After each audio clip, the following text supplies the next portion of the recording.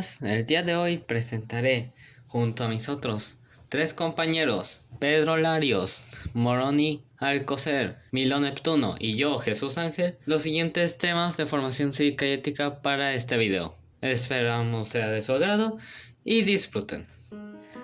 Yo abriré este video explicando qué es la cultura de la paz. Esta consiste en defender los derechos humanos y promover los espacios libres de violencia, así tomando decisiones desde un sentido de pertenencia en donde se reconoce a uno mismo como parte de la comunidad, donde interactúan diversas personas y asimismo dentro de un territorio que está integrado en la naturaleza. La cultura de la paz se constituye por un conjunto de valores, formas de ser, tradiciones y costumbres que reflejan el respeto por la vida en general y por los derechos humanos.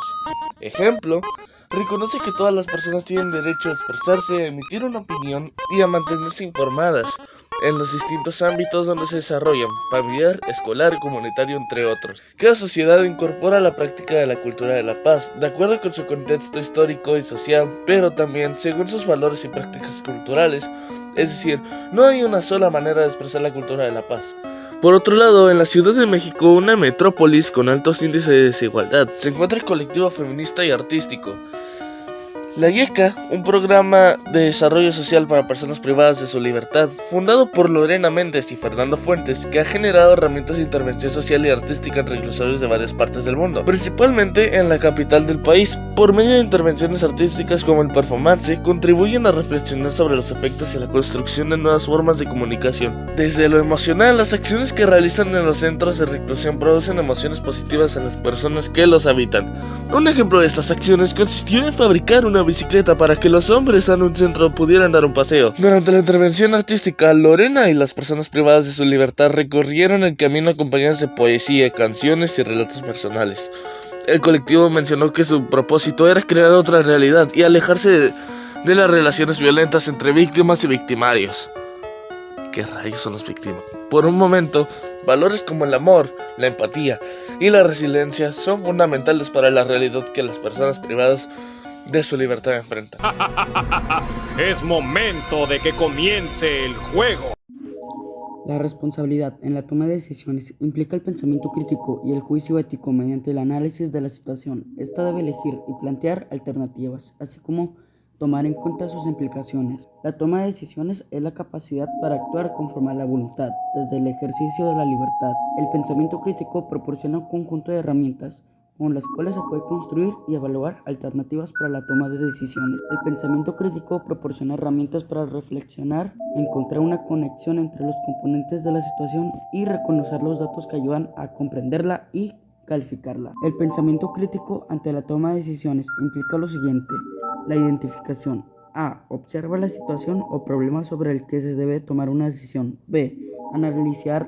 Analizar los componentes de esa situación o problemas para investigar sobre ellos. C. Relacionarlo con situaciones similares para comparar sus elementos y la manera en que se impactan las decisiones tomadas. Proyección. D. Plantear cuestionamientos que llevan a la búsqueda de respuestas con las que se reconozcan los elementos involucrados en la situación o problemas. C.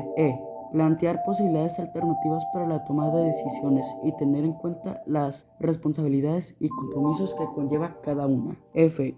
Valorar las alternativas para definir aquellas que se relacionan más con intereses, gustos, forma de ser y valores. La acción. G. Tomar una decisión a partir de análisis y reflexiones previas. H.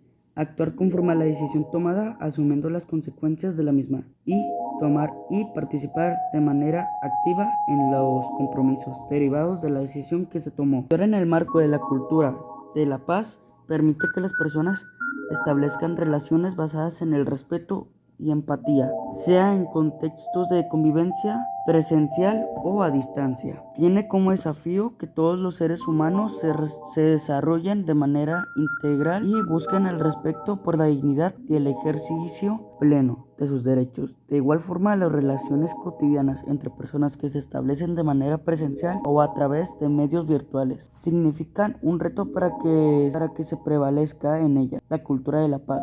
Se busca mantener el respeto a la dignidad, el valor de la diversidad, así como la inclusión y la interculturalidad, tal como se precisa en el esquema siguiente. Interculturalidad significa, de acuerdo con la UNESCO, la interacción equitativa de diversas culturas, así como la posibilidad de generar expresiones culturales compartidas a través del diálogo y el respeto mutuo.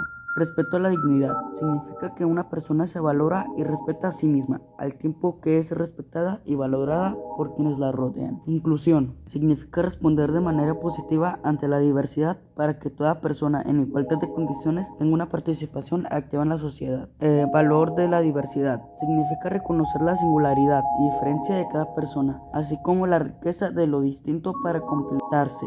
En el artículo 3 de la Declaración de la Cultura de la Paz de la Organización de las Naciones Unidas, la ONU, se especifican las características para el desarrollo pleno de la cultura de la paz, mismas que pueden considerarse como retos y desafíos para lograrla, así como para establecimiento de relaciones presenciales y a distancia, tales como promover el arreglo no violento de conflictos a través del respeto, el entendimiento y la cooperación, promover la democracia, así como el respeto y el ejercicio de los derechos humanos y las libertades fundamentales.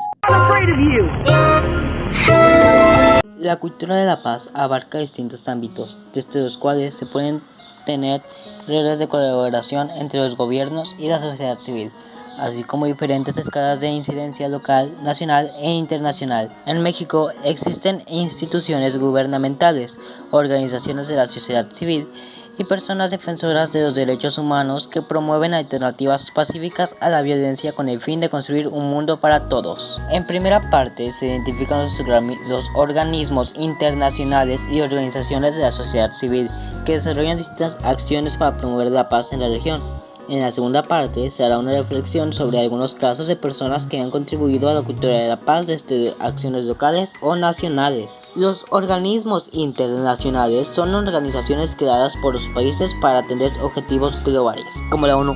Las organizaciones no gubernamentales también pueden tener alcances internacionales, pero son creadas por la ciudadanía o grupos privados y persiguen objetivos específicos, como Make-A-Wish. Existen muchas más agrupaciones e instituciones en México y América Latina que trabajan para construir sociedades pacíficas que permitan a las personas desarrollarse y vivir con bienestar, como la UNICEF, supuestamente. Uno de los principales actores en este tipo de organizaciones fue Samuel Ruiz, obispo mexicano, que defendió los derechos humanos de los pueblos indígenas por su compromiso con las comunidades originarias del estado de Chiapas. Fue nombrado mediador entre el Ejército Zapatista de Liberación Nacional y el gobierno mexicano en 1994. Asimismo, logró impulsar los acuerdos de San Andrés sobre derechos y cultura indígena. Ruiz fue conocido con el premio Simón Bolívar de la UNESCO en el 2000 y un año después obtuvo el Premio Internacional de Derechos Humanos de Nuremberg por su labor como promotor de la paz. Otro de estos personajes fue Homero Gómez González, agrónomo y activista mexicano, considerado para el principal defensor de la mariposa monarca en el país. Sí, esa bien bella mariposa fue él. El Rosario permitió frenar la degradación del bosque y logró restaurar grandes extensiones de terreno que habían sido destruidas debido a la tala ilegal. También implementó iniciativas que involucraron a los campesinos en la zona en tareas de reforestación y protección del bosque, lo que contribuyó a generar empleos en una zona con abundantes recursos naturales, pero altos niveles en la pobreza. Ya ven, la pobreza siempre está fuerte. La última que voy a decir es Norma Andrade, activista mexicana y cofundadora de Nuestras Hijas de Regreso a Casa, una organización civil dedicada a acompañar a las familias de las mujeres que han desaparecido en el estado de Chihuahua. Es que ya ven que es bien peligroso Chihuahua. En el 2022 recibió el premio EDSTAM como reconocimiento al arduo trabajo que ha hecho al crear conciencia sobre el tema del feminicidio en México y por defender los derechos de las madres y familias que buscan a sus hijas.